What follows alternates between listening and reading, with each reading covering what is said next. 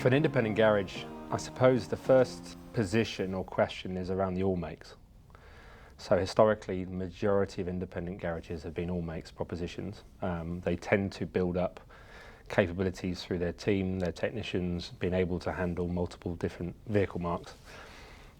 And I think that's probably the pressure point moving forward, is that technology of the vehicles, the requirements, the tooling, the diagnostics, the specialist knowledge per vehicle, that's going to be the more challenging situation and environment. So to maintain that all makes proposition, that is going to require significant and probably above what they have previously done.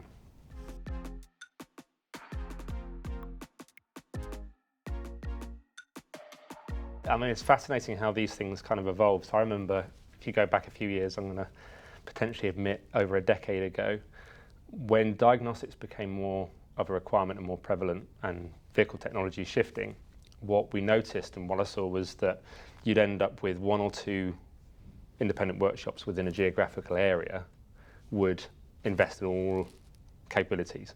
There'd be specialists in pretty much all vehicle marks. And what would happen is all the other independent garages would start referring them to those one or two individual sites.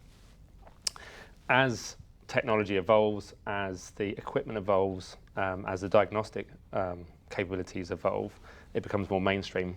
And then you start to see that specialism start to kind of move out into the general norm. So we go through these peaks and troughs where you've got specialist capabilities in a number of sites that tend to be the first movers. They pick up certainly both referral work, and of course with the referral work, if it's a great customer experience, then the customers tend to stay with those sites as well. So it's quite interesting, and we've seen that a number of times, and you would probably expect to see that again when we start looking at more electrical vehicle requirements, specialisms, and even things like ADAS as well. So we'll go through these evolutions, and until the technology becomes mainstream, and then it starts to kind of proliferate out again. So I think, yeah, we'll see these peaks and troughs. There will be a small amount of independent garages that will do the heavy investment. There'll be referrals through networks, and then it will start to kind of come back out again.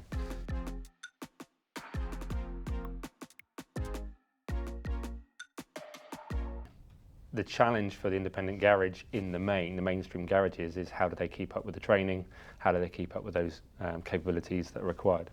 And that's the challenge. I mean, obviously from a LKQ perspective, we work with the IMI. All of our EV training is TechSafe approved, and we, in the last 12 months, we would have trained around 1,500 technicians with EV and hybrid training. The scary situation, I suppose, or the challenge is when you speak to Steves, or the Steves in IMI, the proportion of independent qualified technicians for hybrid EV training is a fraction. It's in a single-digit percentage of the overall. So a lot of the investment from an EV and hybrid has gone into the OEMs, or the OEMs have done themselves. The independent is still lagging quite far behind. And even IMI's ambitions around how many technicians to be trained per year over the next 5 to 10 years wouldn't give us a significant proportion within the independent. So there's a big lag and a big catch-up that we need to do.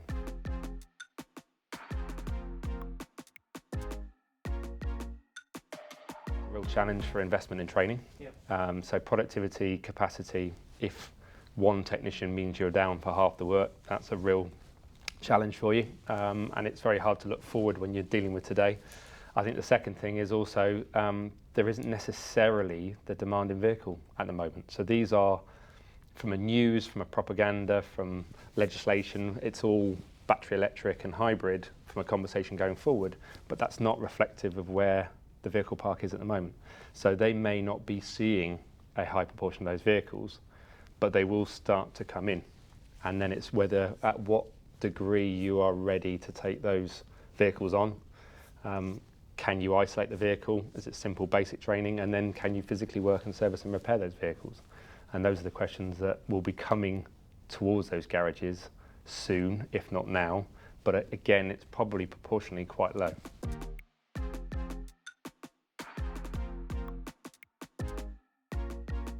It's a great question. And you're absolutely right. The it feels like ADAS or level 1, level 2 ADAS has been around for some time. Like everything, it tends to come down through the value chain, so it starts in the luxury vehicles and then moves down more into the mainstream when it becomes more viable. From this year, it's now mandatory for all new vehicles, so that kind of is a bit of a game changer. And of course, that we won't really see the full impact of that for another couple of years. We'll start to see it with some fleet work, etc., but we'll see that within its third, fourth year anniversary. It's that interesting piece where ADAS to start with was almost a body shop question and almost a windscreen question rather than a servicing question. But what we're finding now is more and more vehicles, as ADAS has come through into the mainstream, even recalibrating or checking calibration after a brake replacement is required on some intervals, etc., on some vehicle marks. So there's this,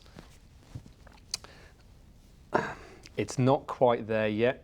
From Avosa, they haven't announced and yet to announce whether it's any sort of MOT requirement from an ADAS calibration checks. But ultimately, now that it's mandatory by law for every new vehicle, that's probably going to happen over the next couple of years. And therefore, from a responsibility for the independent garage, should they be checking every vehicle that has ADAS now as part of their service check?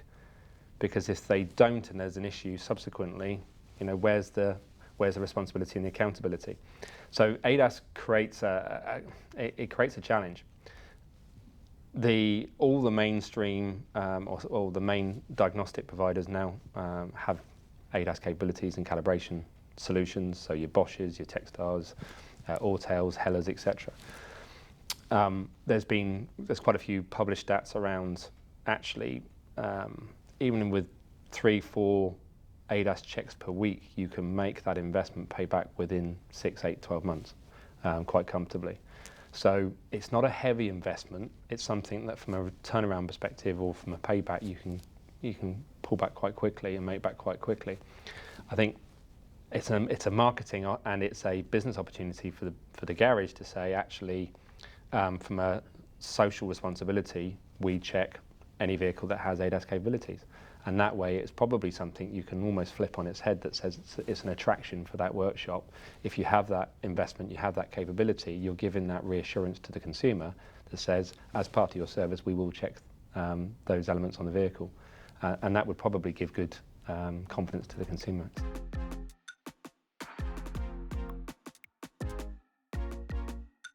Fundamental is, first off, we've managed to digitalize that capability. So it's an online platform. What it allows, which is the really nice thing and what we're really pleased about, is it gives more control and more insight for the garage owner.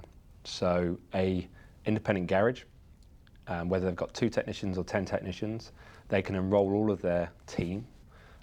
Through the assessments on the online platform, the system itself will then provide an overview not only of the individual technicians' capabilities, where they are either very strong or where there's opportunities to improve or to bring up their knowledge and understanding, but it actually gives the business owner a full overview of their entire organisation and their entire garage. And that way, actually, as a garage, you can say, looking at my capabilities across the garage, I can see where I've either got real strengths or actually where I've got some opportunities. And we can even overlay that to a geographical area that they operate in. So they can actually see, compared to their competitors, where they stand, where they're strong, where they're potentially weak. And that allows greater insight for the workshop owner to really say, well, where am I going to invest? Where's those opportunities? Am I behind the curve? Am I ahead of the curve? And what do I need to do? And then we've worked with all of the major suppliers from both mechanical parts, service parts, right way through to diagnostics, ADAS, hybrid, etc. There's over 200 courses available on the platform. They're all fully integrated into that assessment process, so they all hang off of those areas. And then we work with those suppliers to provide that training. And it gives a digital view and a digital certificate of not only the workshop capabilities, but also the technicians that work in there. There's much more transparency. There's a better view for the workshop owner to really understand where they stand, where they can invest, and to help kind of manage that as well.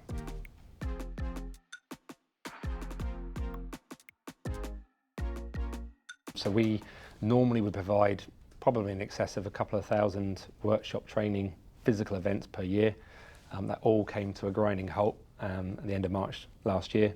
So our online, we had to shift and put a lot of effort and emphasis onto our online capabilities. So whilst we are starting to reopen those offline, those physical face-to-face training sessions geographically across the UK, we've put a lot more emphasis into the online capability as well. So we've had to kind of catch up, but actually what that's now provided us, we've got a comprehensive online suite of training courses and abilities, as well as the fact that we've got the traditional more offline face-to-face, which I think the combination of both works really well. I think doing one or the other, I think sometimes where we've got the opportunity to do both, it helps with the candidates that are on the courses.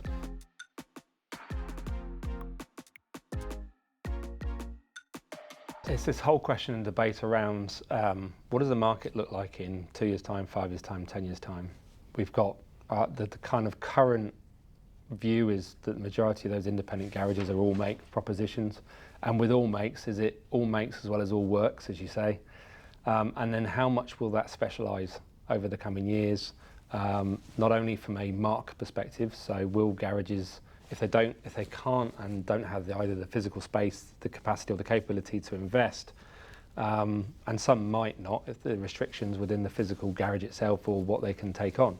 So are we going to see more of a consolidation? Are we going to see more mark specialisms, which makes it easier for them to manage the investment versus the workload that they see and what they can market? Or as you say also, how does the work prevail? So what type of work do we start to see more specialisms in certain types of work? Will there be more ADAS specialists? It goes back to that peaks and trough piece around, I think with all of these emerging technologies and these emerging demands and needs, we'll see some specialisms, and then the question really is how mainstream it can become.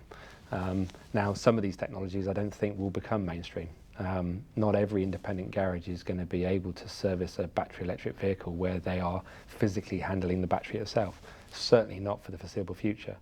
You have got some specialisms, you've got some independents that are working on that capability and understanding it, but they will be in pockets.